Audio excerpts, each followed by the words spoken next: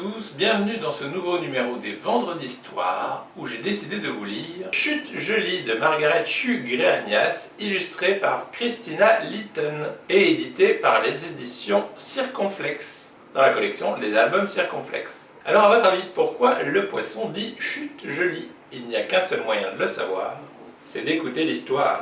Dans les profondeurs obscures de l'océan, un poisson lisait à la lumière de sa lanterne.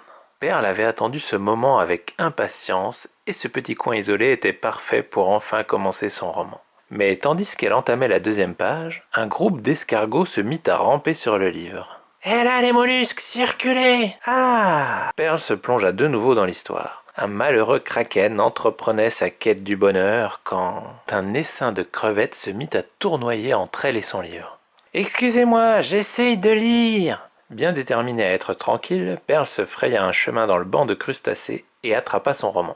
Zoum!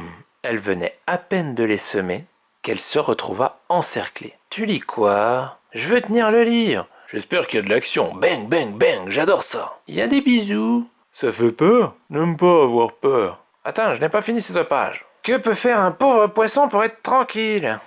Perle accrocha une pancarte, se cacha dans les algues et se réfugia même dans une épave. Malgré tous ses efforts, elle était sans cesse interrompue par des groupes de curieux. « La voilà !» Zone de tranquillité, ne pas déranger. « Vous pouvez pas me laisser tranquille ?» Il n'en fallut pas plus à Perle pour qu'elle mette les voiles. Elle attrapa son roman et plongea loin, loin, loin. Ici, tout était si calme que Perle pouvait s'entendre penser. « Ah !» Ce petit coin était parfait pour lire. Elle se plongea dans son histoire, quand tout à coup, elle se retrouva entourée de groseilles de mer qui dansaient en chantant un étrange refrain. Leur lumière se reflétait sur les pages du livre. « Ah ! Allez donc éblouir quelqu'un d'autre !» Perle attrapa son roman et plongea plus loin, loin, loin, jusque dans l'obscurité totale d'une zone très profonde où une sorte de cheminée libérait de la chaleur. Ah !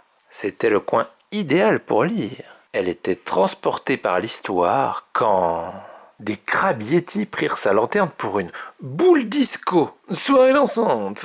Ah ! Dégagez de là les crabes yétis ! Perle attrapa son roman et plongea plus loin, loin, loin, jusqu'à atteindre les fonds marins. Dans la tranquillité de la zone abyssale, Perle regarda tomber la neige marine. Ah, parfait! Le courant était calme et il n'y avait personne à l'horizon. Perle pénétra dans une grotte douillette. Là, il n'y avait de la place que pour une seule personne. Elle! C'était le coin idéal pour lire. Enfin, Perle se plongea dans l'histoire. Le kraken parcourait les océans et trouvait le bonheur.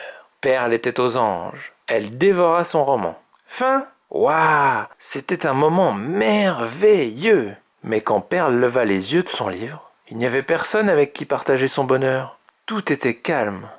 Affreusement calme. Elle eut un pincement au cœur. Finalement, ce n'était peut-être pas l'endroit de ses rêves.